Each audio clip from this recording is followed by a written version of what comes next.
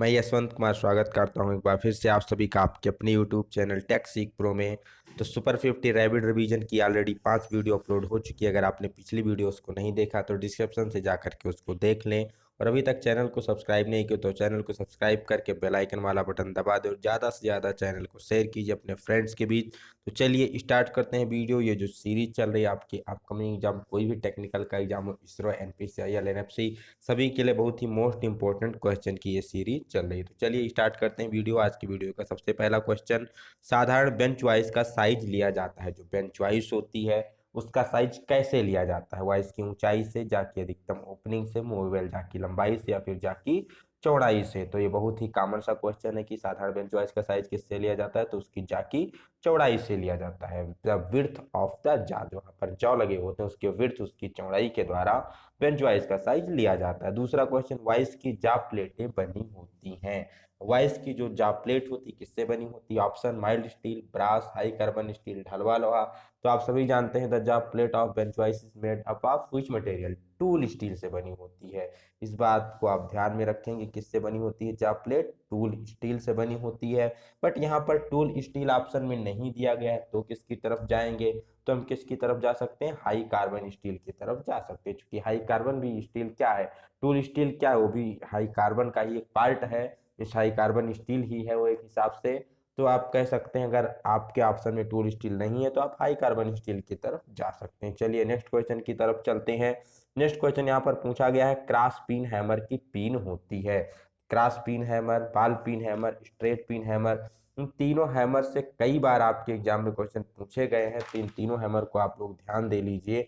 यहाँ पर पूछा गया है क्रॉस पिन हैमर का, तो क्रॉस पिन हैमर की क्या होगी? जो हैंडल होगी, हैमर की पिन होगी, क्या होगी? हैंडल के क्रॉस में होती है। ठीक, मान लीजिए ये एक्सेस है, हैंडल है, अब इससे क्या होगी? क्रॉस में होगी, कुछ इस तरीके से। क्रॉस पिन हैमर हो गई। स्ट्रेट पिन हैमर की पिन क्या होती है? इस हैंडल के एक्सिस के सीधे स्ट्रेट में होती है, मीन्स उसके सीधा पिन के हैंडल के एक्सिस के सीध में होती है स्ट्रेट पिन हैमर। और बॉल पिन की क्या होती है पिन? तो बॉल पिन हैमर की पिन कुछ इस प्रकार से गेंद के समान अर्धगोल होती है। बॉल पिन हैमर का प्रयोग पंचिंग कार्यों के लिए, रिवेट के हेड को फैलाने के लिए करते हैं। पूछा जाए क्रॉस पिन हैमर का प्रयोग, तो क्रॉस पिन हैमर का प्रयोग बेसिकली बी ग्रुप बनाना होता है, नाली चैनल बनाने थे तो वहां करते हैं। स्ट्रेट पिन हैमर का प्रयोग शीट को समतल करने के लिए, इसका भी प्रयोग बी ग्रुप वगैरह बनाने के लिए किया जाता है।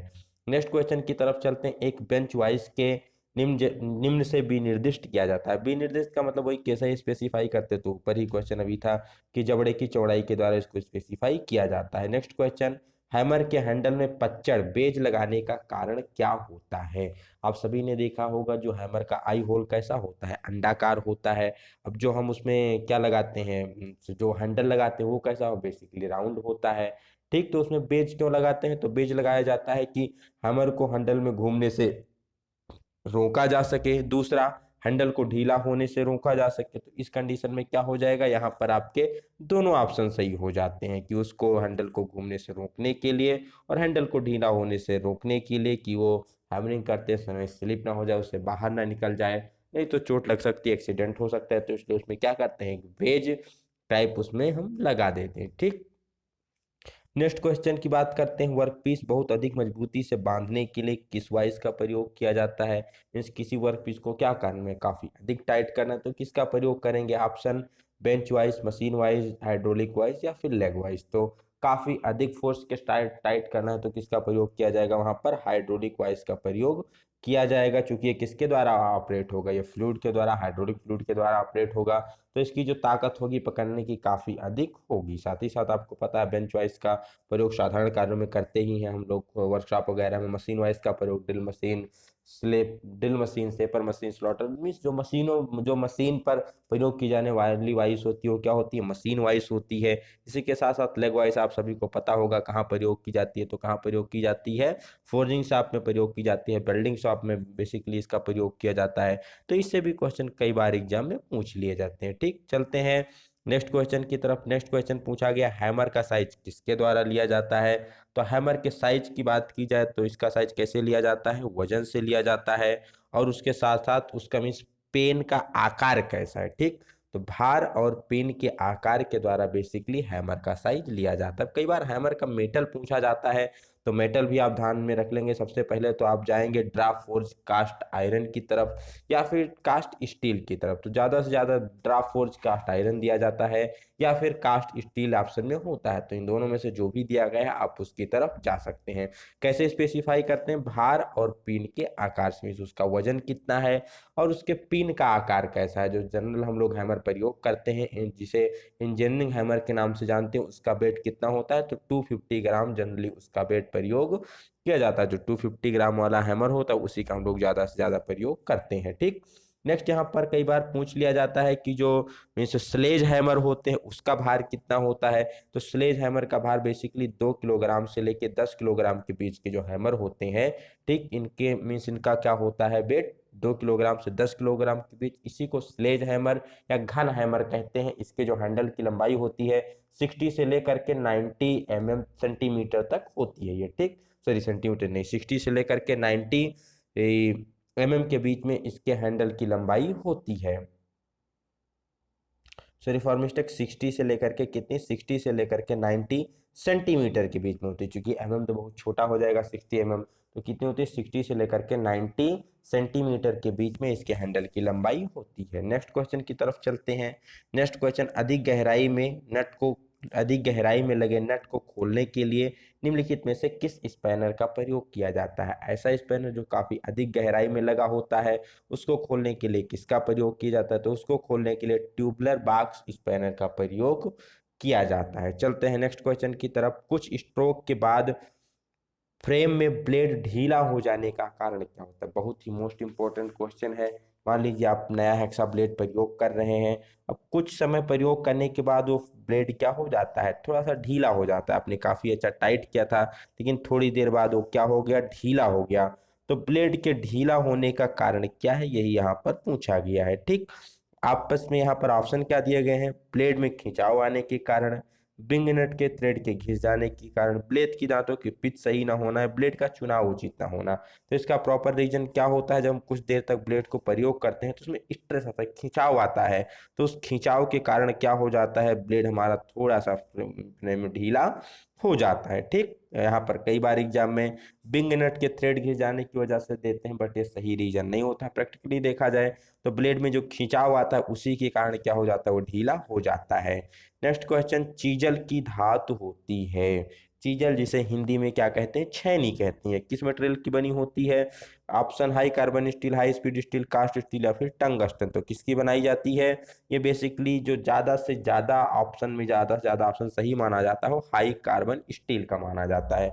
किससे बनाई जाती है? हाई कार्बन स्टील से बनाई जाती है। अगर हाई कार्बन स्टील ऑप्शन में नहीं होगा तो फिर आप हाई स्पीड स्टील की तरफ जाएंगे। ठीक है, अगर हाई कार्बन स्टील है तो सबसे पहले हम हाई कार्बन स्टील की तरफ ही जाते हैं। कई बार इसका शेप पूछा जाता है, तो शेप क्या होता है? ऑक्टागोनल शेप होता है। अब अगर ऑक्टागोनल ऑप्शन में नहीं दिया गया है तो आप हेक्सागोनल शेप की तरफ जा सकते हैं। ठीक, सेम जैसे ये था वैसे ये है। ठीक, अब कई बार यहाँ पर पूछा जाता है टाइप ऑफ चीजल के बारे में। तो चीजल को बेसिकली जो पूछा जाता है वो पूछा जाता है कोल्ड चीजल और हॉट चीजल के बारे में। तो कोल्ड चीजल कहाँ पर प्रयोग करते हैं? जो कोल्ड चीजल जनरली वर्कशॉप वगैरह में प्रयोग की जाती है, इसका पॉइंट एंगल 60 डिग्री होता है। हॉट चीजल जो ब्लैक स्मिथी पर प्रयोग करते हैं, इसका पॉइंट एंगल 30 डिग्री होता है। पॉइंट एंगल एग्जाम में पूछा जाता है, जो कि इंपॉर्टेंट है यहाँ से। नेक्स्ट क्वेश्चन, धातु की अधिक चौड़ाई वाली पीस पर गहराई में कटिंग करने के लिए निम्नलिखित में से किस हेक्सा फ्रेम का प्रयोग किया जाता है? ये ऐसा हेक्सा फ्रेम पूछ रहे हैं जो क्या करना है? काफी अधिक गहराई में कटिंग करनी है। तो जब काफी अधिक गहराई में कटिंग करनी होती है तो वहां पर किसका प्रयोग किया जाता है? वहां पर बेसिकली ऐसा हेक्सा फ्रेम प्रयोग करेंगे जिस जो काफी लंबे काफी अधिक गहराई तक जा सके। तो कौन सा प्रयोग करते हैं? Deep throat non adjustable hexa frame का वहां पर प्रयोग किया जाता है। ठीक, इसका डीप थ्रोट मीन्स उसका जो काफी कुछ इस तरीके से ये हेक्सा फ्रेम होता है। थोड़ा देख लेंगे, जो जनरल हेक्सा फ्रेम होते हैं कुछ इस शेप में होते हैं, यहाँ इसे ब्लेड बांध देते हैं। बट जो ये डीप कटिंग वाला हेक्सा फ्रेम होता है उसका आकार क्या कुछ ऐसे, इसके 90 डिग्री पर इसके फ्रेम यहाँ तक मुड़े होते हैं, इतनी गहराई में होते हैं, फिर यहाँ पर इसमें ब्लेड लगाई जाती है। तो काफी डीप कटिंग इसके द्वारा किया जाता है। ठीक है, अब यहाँ पर पूछा जा सकता है कि फ्रेम किस मेटल का बना होता है, तो फ्रेम बेसिकली माइल्ड स्टील का, या फिर एक होता है कंड्यूट पाइप का, उसका बनाया जाता है। ब्लेड किसकी बनी होती है, तो हाई स्पीड स्टील की या फिर लो एलॉय स्टील की भी ब्लेड बनाई जा सकती है। नेक्स्ट क्वेश्चन की तरफ चलते हैं। हेक्सा ब्लेड पर तीत सेटिंग का मुख्य कारण क्या होता है। इस आपने देखा होगा जो हेक्सा ब्लेड के दांते होते हैं, कुछ दांते दाईं तरफ कुछ दांते बाईं तरफ, एक दांता सीधा होता है, तो इसी को क्या कहते हैं, तीत सेटिंग के नाम से जानते हैं। तो ये तीत सेटिंग क्यों की जाती है, ठीक, मिस ब्लेड के दांतों को दाएं बाएं क्यों मोड़ा जाता है, यही इस क्वेश्चन में पूछा गया है। ऑप्शन, कटिंग करते समय घर्षण कम करने के लिए, अधिक गहराई में कटिंग करने के लिए, केवल सुंदर डिजाइन है इसलिए, या अधिक चौड़ाई व गहराई वाले कार्यों के लिए। बेसिकली सेटिंग इसलिए करते हैं कि सेटिंग करते समय जब कुछ दांते दाएं होंगे, कुछ बाएं दांते होंगे, बाएं होंगे, कुछ सीधा होगा, तो इससे क्या होगा, ब्लेड को क्लियरेंस मिलेगा। वहां पर जिस भी कट में वो कटिंग कर रहा है वहां पर उसको क्या मिलेगा, क्लियरेंस मिलेगा। क्लियरेंस मिलने से क्या होगा, जॉब की अच्छी कटिंग होगी, वहां पर घर्षण थोड़ा कम होगा। जब क्लियरेंस मिलेगा तो हीट बाहर निकल सकती है, कूलेंट प्रॉपर कटिंग पॉइंट पर पहुंच जाएगा, तो इससे क्या होगा, घर्षण कम होगा। इसीलिए बेसिकली तीत की सेटिंग की जाती है। नेक्स्ट क्वेश्चन, साधारण हेक्सा ब्लेड की लंबाई मापी जाती है। जो हेक्सा ब्लेड की लंबाई होती है कहाँ से कहाँ मापी जाती है, तो एक होल के सेंटर से दूसरे होल के सेंटर के बीच की, या कह सकते हैं उसे एक पिन होल के सेंटर से दूसरे पिन होल के सेंटर के बीच की दूरी के द्वारा क्या करते हैं, उसको नापते हैं। तो दोनों पिन होल के सेंटर के से सेंटर की जो दूरी होती है, इसी को क्या कहते हैं, हेक्सा ब्लेड का साइज कहते हैं। इसी के द्वारा क्या कहता है, हेक्सा ब्लेड को स्पेसिफाई किया जाता है। नेक्स्ट क्वेश्चन, फाइल की धातु होती है। फाइल जिसे हिंदी में कहते हैं रेती, किस मेटल का बनाया जाता है, तो किसका बनाया जाता है, हाई कार्बन स्टील का बनाया जाता है। ठीक, फाइल का प्रयोग क्या होता है, तो फाइल का प्रयोग जॉब पर से मेटल को चिप्स के रूप में, छोटे छोटे कणों के रूप में इसको बेसिकली रिमूव किया जाता है। ये भी पूछा जा सकता है कि फाइल का साइज कैसे लेते हैं, तो फाइल का साइज उसके हील से लेकर के उसके पॉइंट तक लिया जाता है, यहाँ से लेकर के यहाँ तक, हील से लेकर के पॉइंट तक बेसिकली फाइल का साइज लिया जाता है। कौन सा मेटल, हाई कार्बन स्टील की बनाई जाती है। यहाँ नीचे पूछ ही लिया गया है कि फाइल की लंबाई मापी जाती है, तो कहाँ से कहाँ तक, हील से लेकर के पॉइंट तक की दूरी को ही क्या कहते हैं, उसका साइज कहते हैं, इस पॉइंट से लेकर के हील तक। नेक्स्ट क्वेश्चन, फ्लैट फाइल के दोनों एज पर क्या होते हैं। फ्लैट फाइल, अब सबसे पहले आपको ये पता होना चाहिए कि फ्लैट फाइल अकॉर्डिंग टू किसके अनुसार होती है, तो flat file according to shape के अनुसार होती है। Flat file, hand file, triangular file, square file, round file, ये सभी शेप के अनुसार होती है। ग्रेड के अनुसार rough file, bastard, second cut, smooth, dead smooth, cut के अनुसार single cut, double cut, curve cut, ये सभी फाइलों के प्रकार होते हैं। लंबाई के अनुसार आप जान ही सकते हैं, डिफरेंट डिफरेंट लंबाई में पाए जाते हैं। तो फ्लैट एज के दोनों एज पर किस प्रकार के दांते कटे होते हैं, यहाँ पर बेसिकली क्वेश्चन के पूछने का मुख्य उद्देश्य यही है। तो जो इसके फेस होते हैं, फेस पर तो इसको डबल कट दांते पाए जाते हैं, डबल कट दांते होते हैं, लेकिन यहाँ पर जो एज होती है बगल में, इन दोनों एज पर दांते कैसे होते हैं, तो ये सिंगल कट दांते कटे होते हैं। किस प्रकार के दांते होते हैं, सिंगल कट दांते कटे जाते हैं, ये आपको ध्यान रखना है। नेक्स्ट, बीएसडब्ल्यू टैप के लिए टैप ड्रिल साइज क्या होगा।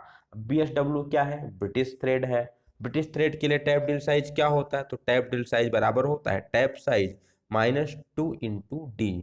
अब यहाँ पर 2 × D के रूप में कोई फार्मूला दिया नहीं गया, तो आप डी के जगह पर पिच के रूप में प्रयोग कर दो। तो डी बराबर हमें क्या पता है, डी बराबर 0.64 P होता है। ठीक, अब अगर इसकी वैल्यू यहाँ पर हम उठा के रखेंगे तो क्या हो जाएगा, 0.64 2 से गुणा होगा तो 1.28 हो जाएगा, और फिर लास्ट में पी आ जाएगा। तो इसलिए यहाँ पर कौन सा ऑप्शन सही हो जाएगा, टैप ड्रिल साइज बराबर क्या हो जाएगा, टैप साइज -1.28 × पिच। ठीक, तो ये आपका परफेक्ट आंसर हो जाएगा। नेक्स्ट क्वेश्चन, हेक्सा ब्लेड प्रायः बनाए जाते हैं, ऊपर ही हमने डिस्कस किया था कि हेक्सा ब्लेड किसके बनाए जाते हैं, तो ये हाई स्पीड स्टील का बनाया जा सकता है, लो एलाई स्टील का बनाया जा सकता है। अब ये दोनों ऑप्शन में ही है, तो आप किसके तरफ जाएंगे, तो आपकी मजबूरी है कि हाई कार्बन स्टील की तरफ जाना है, क्योंकि माइल्ड स्टील, कास्ट आयरन और एल्युमिनियम से ब्लेड बना नहीं सकते, क्योंकि इसे क्या करना है, दूसरे मेटल की कटिंग करनी होती है। तो मैक्सिमम कंडीशन में हाई स्पीड स्टील ही है, नहीं दिया गया है तो आप हाई कार्बन स्टील की तरफ भी जा सकते हैं। Next question, high carbon steel की हेक्सा ब्लेड की हार्डनेस होनी चाहिए। ये जो हम हाई कार्बन स्टील से हेक्सा ब्लेड को बना रहे हैं उसकी हार्डनेस कितनी होनी चाहिए, तो कोई भी हो कटिंग टूल उसकी हार्डनेस अराउंड 60 HRC के आसपास होती है। तो हाई कार्बन स्टील से जो ब्लेड बनाई जाती है उसकी हार्डनेस कितनी होती है, तो 59 से लेकर के 62 HRC के बीच में उसकी हार्डनेस रखी जाती है। कितनी?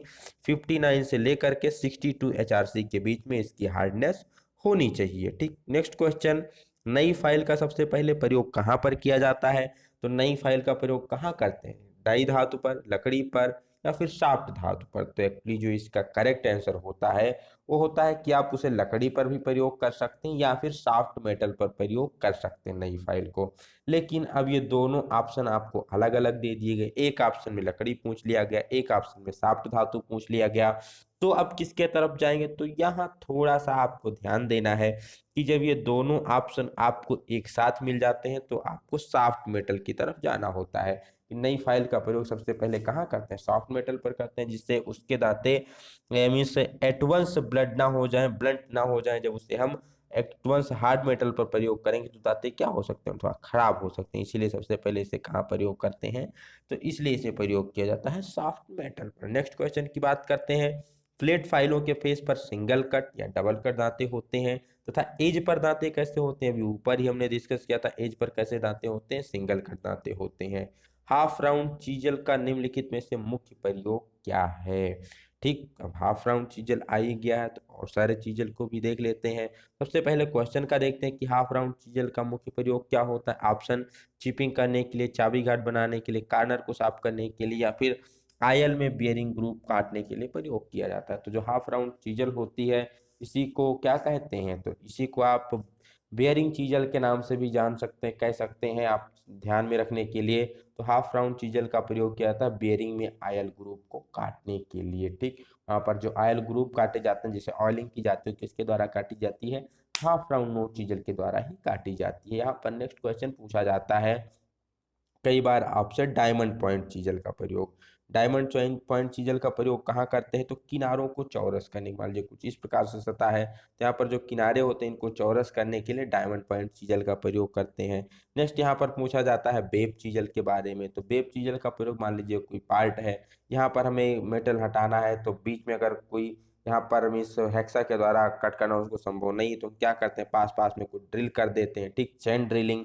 अब चैन ड्रिलिंग के बाद यहाँ में जो बीच में मटेरियल बचता है इसको हटाने के लिए क्या किया जाता है? वेब चीजल का प्रयोग किया जाता है। नेक्स्ट यहाँ पर पूछा जाता है क्रॉस कट चीजल से। तो क्रॉस कट चीजल को ही क्या कहते हैं? कैप चीजल के नाम से जानते हैं।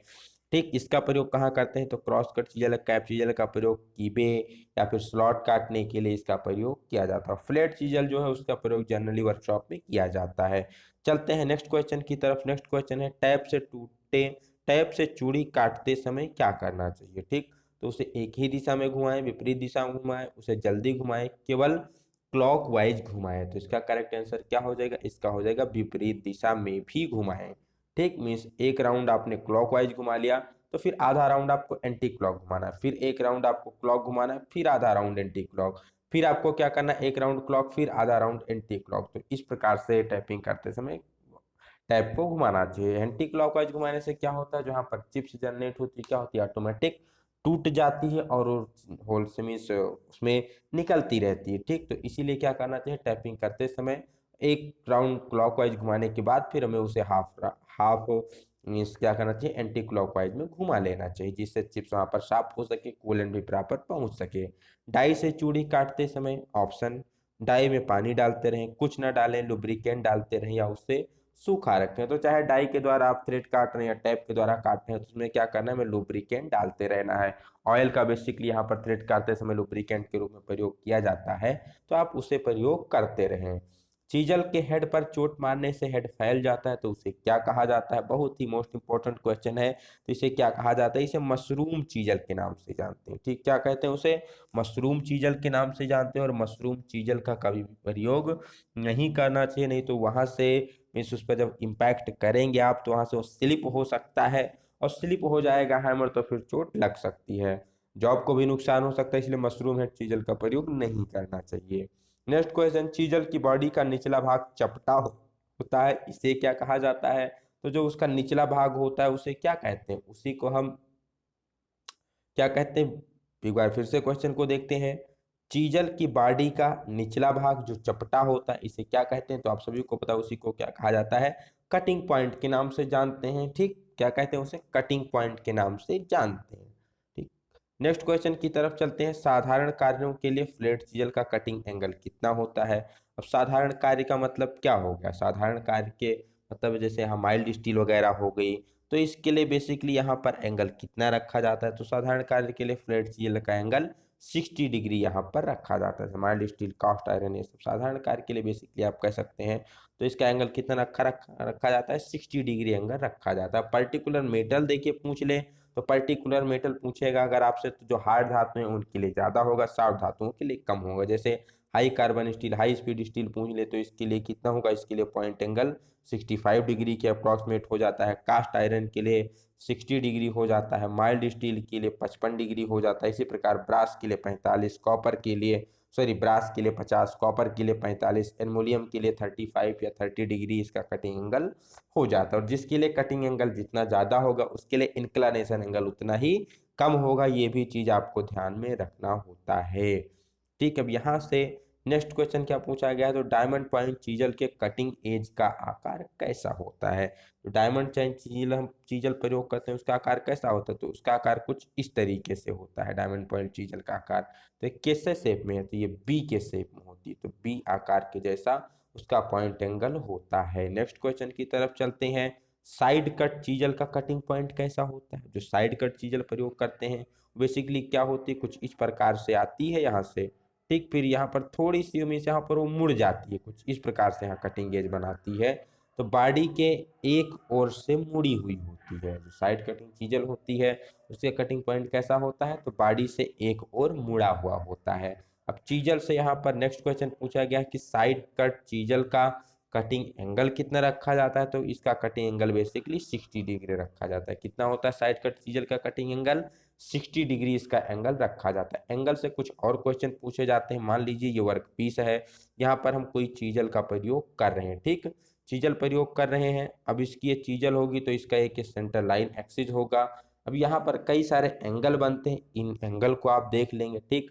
बेसिकली यहाँ पर जो एक कटिंग चीजल का जो निचला भाग है, इस निचले भाग से और ये जो वर्किंग की जो डेटम लाइन होती है इसके बीच का जो एंगल बनता है इसे एंगल ऑफ इंक्लाइनेशन के नाम से जानते हैं। क्या कहते हैं? एंगल ऑफ इंक्लाइनेशन, ठीक, एंगल ऑफ इंक्लाइनेशन के नाम से जानते हैं। जो दूसरा यहाँ पर एंगल होता है अपर पार्ट जो इसका होता है, ठीक, सॉरी सॉरी फॉर मिस्टेक, यहाँ पर जो इसका निचला सिरा होता है, निचला सिरा इसका चीजल के निचले सिरे और यहाँ पर जो इसका डेटम सरफेस होता है इसके बीच के एंगल को क्या, एक बार फिर से देख लीजिए, थोड़ा सा मिस्टेक हो गया। ये मान लीजिए आपका ये वर्किंग सरफेस है, ये उसके परपेंडिकुलर लंबवत सरफेस, यहाँ पर कोई एक चीजल है, ठीक, चीजल की ये हो गई सेंटर लाइन। सेंटर लाइन और कटिंग, यहाँ जो कटिंग सरफेस होती है इसके बीच जो एंगल बनता है इस एंगल को कहते हैं एंगल ऑफ इंक्लानेशन कहते हैं। क्या कहते हैं उसे?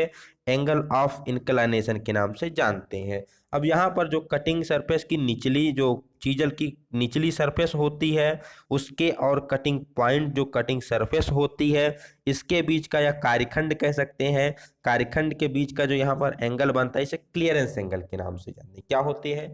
यहाँ पर जो हमारी कटिंग टूल है, चीजल है, उसके पॉइंट की निचली जो सरफेस है साथ ही साथ जो कार्यखंड की सरफेस है इसके बीच के एंगल को क्या कहेंगे? क्लियरेंस एंगल कहेंगे। अब इस चीजल के जो ऊपरी सरफेस होती, ऊपरी सरफेस और इसके जो परपेंडिकुलर सरफेस होती है इसके बीच के एंगल को क्या कहते हैं? तो इसके बीच के एंगल को रैक एंगल के नाम से जाना जाता है, ठीक। और ये आपका क्या हो गया? जो सेंटर लाइन हो गई, सेंटर लाइन से और कार्यखंड की सरफेस के बीच के एंगल को क्या कहते हैं?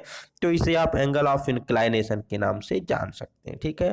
तो यहाँ पर कई बार इस पे आधारित न्यूमेरिकल भी पूछ लिया जाता है, तो वो जब नेक्स्ट क्वेश्चन में आएगा तो उसको हम सॉल्व कर लेंगे। नेक्स्ट क्वेश्चन की तरफ चलते हैं। नेक्स्ट क्वेश्चन पूछा गया है त्रिभुजाकार खुरचनी का प्रयोग किया जाता है। खुरचनी का मतलब क्या होता है? स्क्रैपर होता है। त्रिभुजाकार ट्रेंगुलर, तो ट्रेंगुलर स्क्रैपर का प्रयोग कहाँ किया जाता है यही पूछा गया है, ठीक है। तो इसका प्रयोग ऑप्शन दिया गया है आपको कि बुश बेयरिंग के किनारों को चौरस करने के लिए या फिर वर्गाकार स्लॉट काटने के लिए, किनारों को खुरचने के लिए या फिर रीमिंग की भांति काटने के लिए। जो त्रिभुजाकार रेती होती है इसी को हम क्या, सॉरी, जो त्रिभुजाकार स्क्रैपर होता है, ट्रेंगुलर स्क्रैपर होता है, इसी को बियरिंग स्क्रैपर के नाम से भी जाना जाता है। तो इसका प्रयोग जो प्लेन बियरिंग होती है उसके स्क्रैपिंग में किया जाता है, या फिर कह सकते हैं बुश बियरिंग के किनारों को स्क्रैप करने के लिए वहाँ पर इसका प्रयोग करते हैं। ठीक, तो त्रिभुजाकृति का प्रयोग क्या होता है, बेयरिंग की जो सरफेस होती है उसको स्क्रैप करने के लिए किया जाता है। नेक्स्ट क्वेश्चन की तरफ चलते हैं। नेक्स्ट क्वेश्चन यहाँ पर पूछा गया, फ्लैट फाइल के फेस पर किस प्रकार के दांते होते हैं। जो फ्लैट का फाइल का फेस है उस पर कैसे दांते होते हैं, डबल कट दांते काटे जाते हैं। कैसे होते हैं, फ्लैट फाइल के जब फेस पर पूछा जाएगा तो डबल कट दांते, एज पर पूछा जाएगा तो सिंगल कट दांते।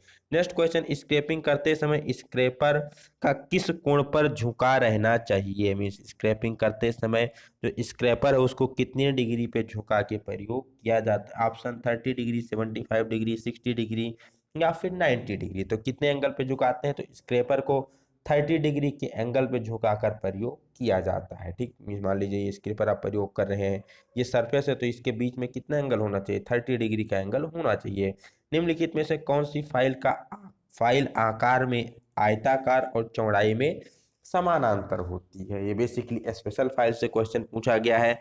निम्नलिखित में से कौन सी ऐसी फाइल है जो कि क्या होती है, आकार में आयताकार होती है और चौड़ाई में समानांतर होती है। तो ये कौन सी फाइल होती है, ये होती है हैंड फाइल। जो हैंड फाइल होती है बेसिकली किसके समान होती है, तो ये आपके फ्लैट फाइल के जैसी ही होती है, आयताकार होती है और चौड़ाई में समानांतर होती है। ठीक, चलते हैं नेक्स्ट क्वेश्चन की तरफ।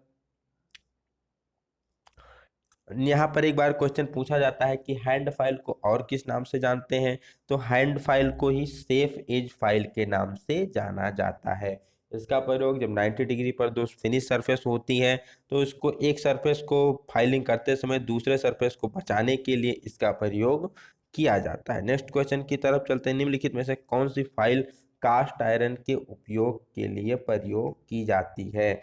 कास्ट आयरन की फाइलिंग के लिए किसका प्रयोग किया जाता है, तो जो कास्ट आयरन हो, एल्युमिनियम हो, ब्रास, ब्रोंज हो, तो इन सभी के लिए बेसिकली सिंगल कट फाइल का प्रयोग किया जाता है। नेक्स्ट क्वेश्चन, नए ब्लेड को पुराने कट में प्रयोग क्यों नहीं करना चाहिए, तो इसलिए नहीं करना चाहिए, कारण ऑप्शन दिया गया है, नया ब्लेड महंगा होता है, पुराने कट का स्थान नए ब्लेड के लिए उपयुक्त नहीं है, नए ब्लेड की दांते तेज धार वाले होते हैं या उपरोक्त में से कोई नहीं। तो जो नया ब्लेड होता है उसमें जो टीथ सेटिंग होती है नई नई होती है, उसका जो थिकनेस थोड़ा ज़्यादा होता है।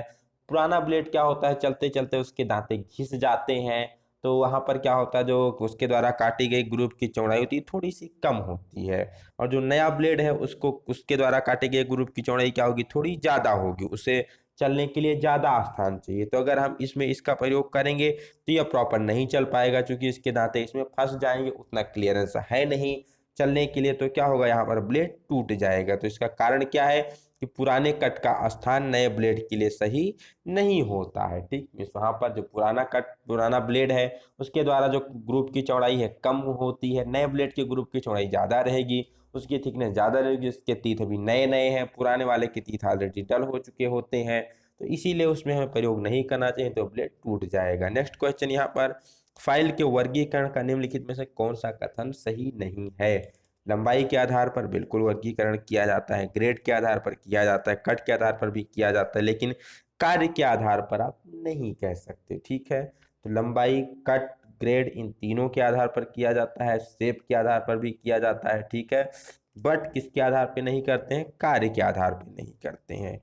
नेक्स्ट क्वेश्चन, लकड़ी को रेतने के लिए निम्नलिखित में से किस फाइल का प्रयोग किया जाएगा। वैसे अगर आपको लकड़ी पर फाइलिंग करनी है तो आप उसके लिए बेसिकली किस फाइल का प्रयोग करेंगे, तो किसका प्रयोग किया जाता है, रास्प कट फाइल का प्रयोग किया जाता है। किस पर, लकड़ी पर फाइलिंग करने के लिए।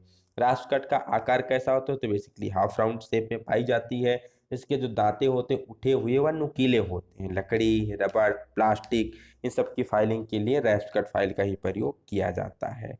नेक्स्ट क्वेश्चन, निम्नलिखित में से कौन सी फाइल के फेस पर त्रिभुजाकार दांते कटे होते हैं, तो त्रिभुजाकार दांते किस प्रकार के फाइल पे पाए जाएंगे, किस पे, अभी आपने ऊपर ही देखा था, त्रिभुजा मीन्स कुछ इस प्रकार से दांते इंडिविजुअल होते हैं। ठीक है, इंडिविजुअल दांते कटे होते हैं, किस पर होते हैं, रैस्प कट फाइल पर ही। त्रिभुजाकार दांते उठे हुए व नुकीले होते हैं, इंडिविजुअल तीत रैस्प कट फाइल पर ही काटे जाते हैं। ठीक है, अगर बात की जाए सिंगल कट फाइल की, तो जो सिंगल कट फाइल उस पर दांते कैसे होंगे, सेंटर लाइन में एक ही तरफ होंगे, ठीक। जो डबल कट दांते होंगे ये कितने एंगल पर होते हैं, तो ये सिंगल कट दांते 60 डिग्री के एंगल पर होते हैं। अब यहाँ से अगर पूछा जाए जो डबल कट दांते होते हैं उस पर क्या होता है, एक इस प्रकार के भी दांते होते हैं। तो यहाँ पर दो प्रकार के दांते बनते हैं, एक दूसरे को क्रॉस करते हैं।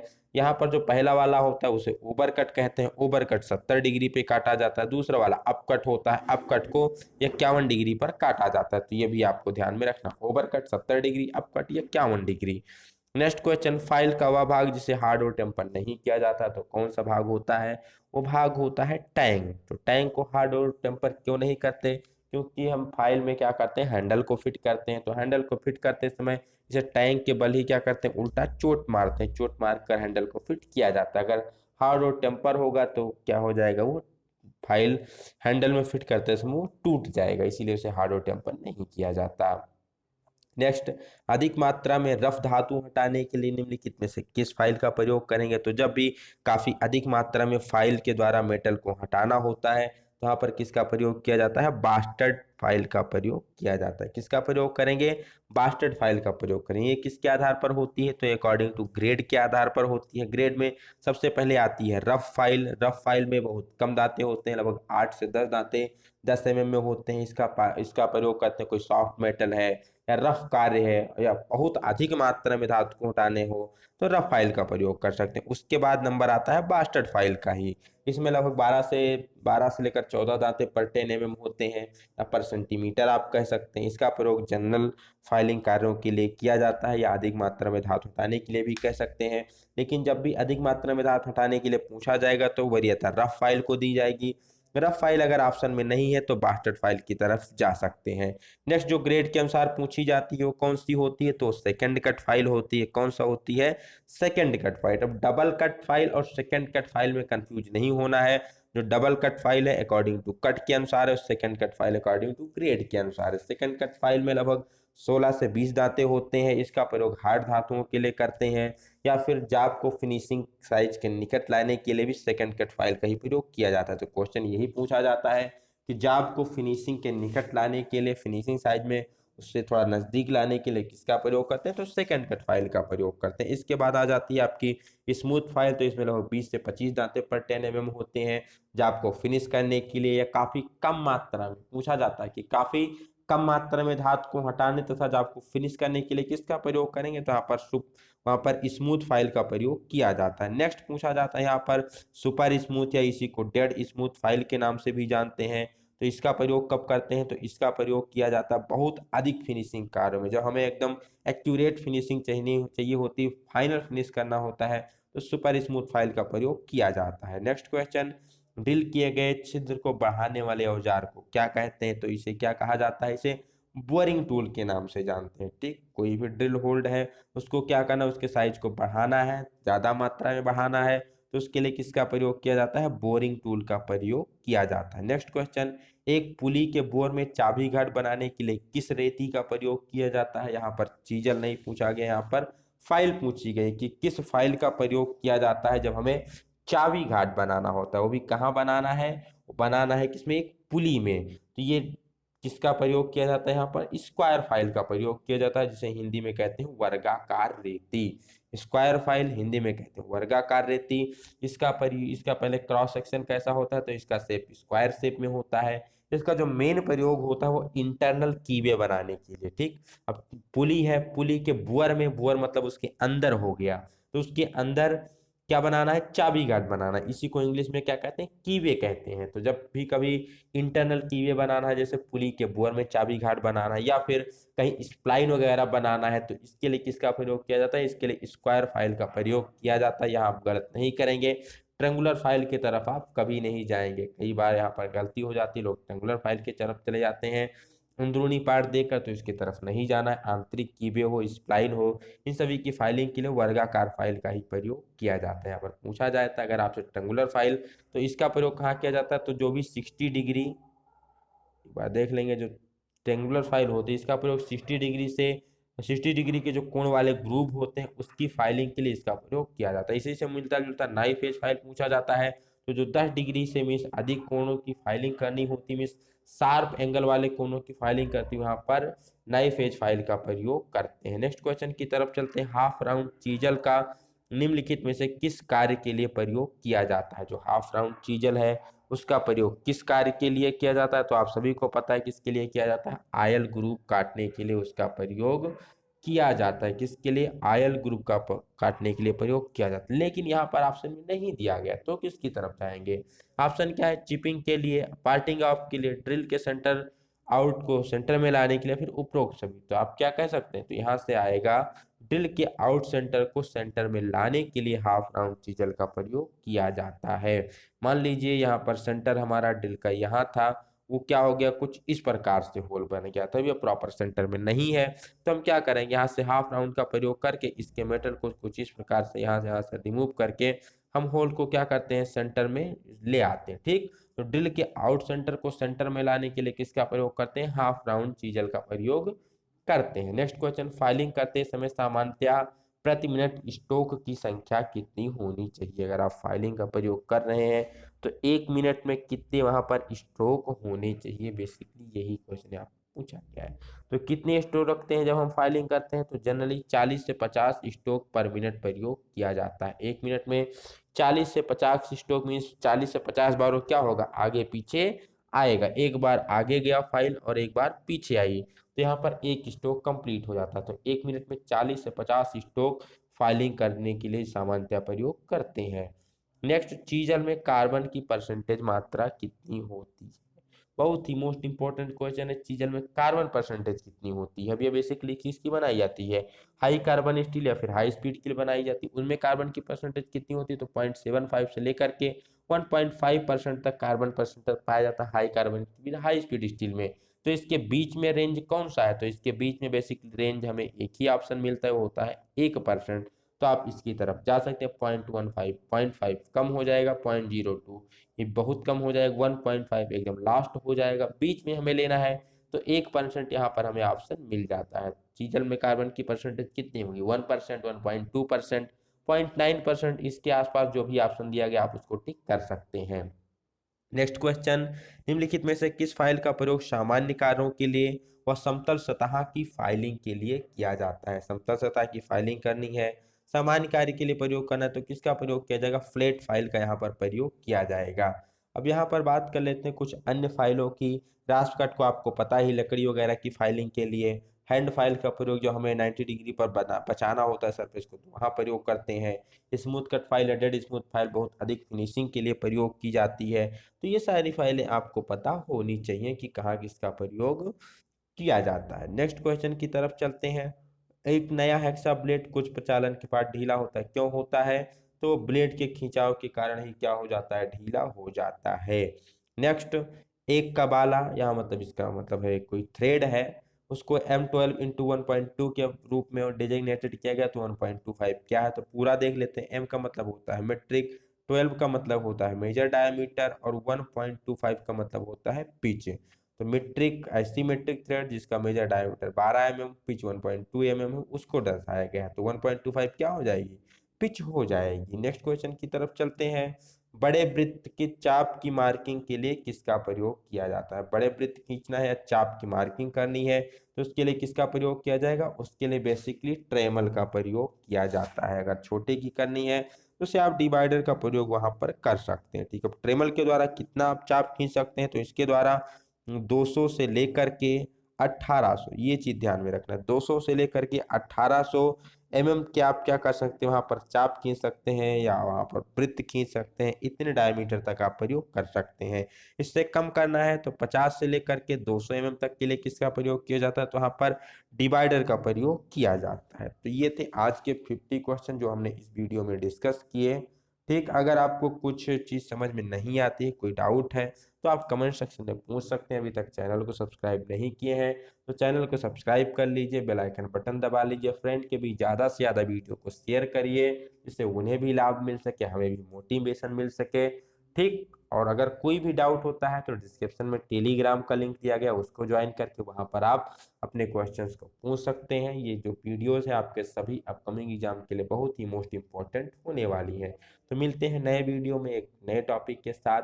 तब तक के लिए have a good day, best of luck, keep in touch. हाँ, एक यहाँ पर जरूरी मीन्स आप लोगों से डिस्कस था जैसे कि आप लोगों की लगातार मांग आ रही थी WCS वर्कशॉप कैलकुलेशन स्टार्ट करने के लिए, तो एक्चुअली हमने ऑलरेडी जो बोर्ड मीन्स एक्चुअली ये अभी जो हम कर रहे हैं मीन्स मोबाइल के द्वारा रिकॉर्डिंग होती है, रिकॉर्डेड है, स्क्रीन रिकॉर्डिंग है, बट जो WCS की ऑलरेडी हमने आपको क्लासेस प्रोवाइड करवाई हैं ऑलरेडी 25 के अराउंड, वो सब बोर्ड की रिकॉर्डेड क्लासेस हैं, तो आप वहाँ से भी जा करके WCS की क्लासेस को देख सकते हैं।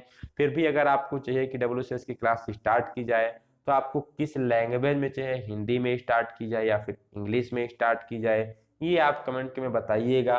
ठीक, क्योंकि हमारी जो सोच, हम सोच रहे थे कि इंग्लिश में PDF को जनरेट किया जाए और उसे एक्सप्लेन हिंदी में किया जाए, तो इससे क्या होगा, दोनों लोगों का फायदा होगा, इंग्लिश वालों को भी समझ में चीज़ें आ जाएंगी, वो PDF से देख करके स्क्रीन पे समझ जाएंगे, और उस चीज़ को हम हिंदी में भी एक्सप्लेन करेंगे तो हिंदी वाले भी समझ जाएंगे। आप लोगों की क्या राय है, हिंदी में PDF जनरेट करके हिंदी में ही एक्सप्लेन किया जाए या फिर इंग्लिश में PDF जनरेट करके उसको बाइलिंगुअल एक्सप्लेन किया जाए, किस प्रकार से किया जाए आप लोग कमेंट सेक्शन में बताइए। उस हिसाब से हम बहुत ही जल्द आप लोगों के लिए WCS की क्लास अरेंज करने वाले हैं। ठीक, तो मिलते हैं, तब तक के लिए have a good day, best of luck, keep in touch, अपना सजेशन जरूर दीजिएगा। I will wait for your reply.